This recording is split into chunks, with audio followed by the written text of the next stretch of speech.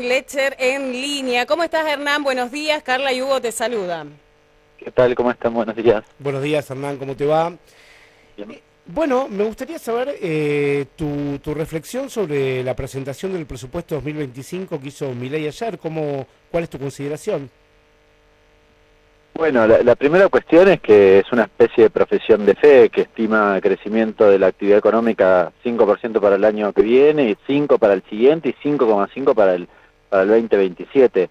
No se entiende de dónde sostener semejante nivel de crecimiento económico casi a tasas chinas, más allá de que evidentemente es lo que sueñan que suceda habida cuenta de lo que hicieron, ¿no? Y me refiero de los ajustes y demás. La segunda cuestión y el dato característico de este presupuesto es una copia de lo que sucedió en el 2001 respecto de lo que Milei denomina blindaje fiscal o esta regla fiscal que exige si eventualmente la recaudación se recupera, se bajan impuestos, y si la recaudación cae, se ajustan todas las partidas o las partidas en principio de gastos que él llamó gastos discrecionales, que incluye, por ejemplo, salud y educación.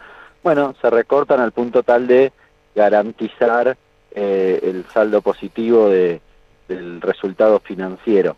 Dicho de otro modo, toda nuestra situación, la de los argentinos, la de las jubilaciones, la de la educación, la salud y demás, se subsume al pago de intereses. Bien. Hernán, hay diferencias entre economistas sobre el cómputo del déficit del Estado, mientras algunos consideran de que el déficit se compone por el resultado fiscal del gobierno, otros y del Banco Central, otros sostienen que se tienen que tener en cuenta el primero, ¿no? El déficit del Estado. ¿Usted qué opina sobre este tema? No, el Estado es más amplio, pero el déficit, a ver, son cosas distintas. Sí. Lo que se denomina déficit primario es el resultado de los ingresos y gastos del Estado Nacional. nacional. Sí. No incluye el Banco Central, eso no está incluido en la dinámica del Banco Central, porque además la dinámica del Banco Central no es, se llama, realmente, si es deficitario, se llama déficit cuasi fiscal, porque no es el resultado de la diferencia entre gastos e ingresos y entre una recaudación impositiva y los gastos que se aplican, sino que tiene otras variables que eventualmente modifican ese comportamiento y que tienen que ver, por ejemplo, yo devalúo, me va muy bien en la hoja del balance del Banco Central porque su stock de activos son básicamente las reservas, entonces elimino el déficit devaluando, pero no tiene nada que ver con la cuestión estrictamente fiscal, eso no se traspola a la cuestión fiscal. Lo que pasa es que este gobierno lo que hizo fue que la deuda que tenía el Banco Central se la traspasó al Al Tesoro, Tesoro, Al entonces exacto, Tesoro. tal cual. eh, implicó que una deuda que era cuasi fiscal se convirtiera en una deuda fiscal, pero en términos de déficit o de superávit son cosas distintas. Bien. Lexter, ve cumplible, usted dijo que el presupuesto era una expresión de deseos. En esa expresión de deseos se habla de un dólar a 1.207 en diciembre de 2025 y una inflación del 18% para el año que viene. ¿Lo ve cumplible? Es una profesión de fe, de nuevo, insisto. A mí me parece lo más difícil es sostener el crecimiento porque implica un incremento de, por ejemplo, del consumo privado, es decir, casi podría reemplazar y poner allí de los salarios de la actividad privada del orden del 5% o casi a la par del crecimiento de la actividad. Lo cual no entiendo cómo sucedería con un gobierno que básicamente promueve lo contrario, que tiene como objetivo que los salarios no le ganen a la inflación. Así que desconozco cómo están pensando que eso va a suceder, porque además hay una lógica de teoría del derrame que hasta la altura del partido ya hemos comprobado que no funciona. Así que me parece que insisto, es el dato más llamativo. Ahora, el El gobierno habla... 18, el Perdón, 18% de inflación, en realidad, respecto a la inflación hay una cosa mucho más cuestionable, que es que estima un 104 para este año, lo cual implica un 1,2% de inflación para los próximos meses. Eso es imposible.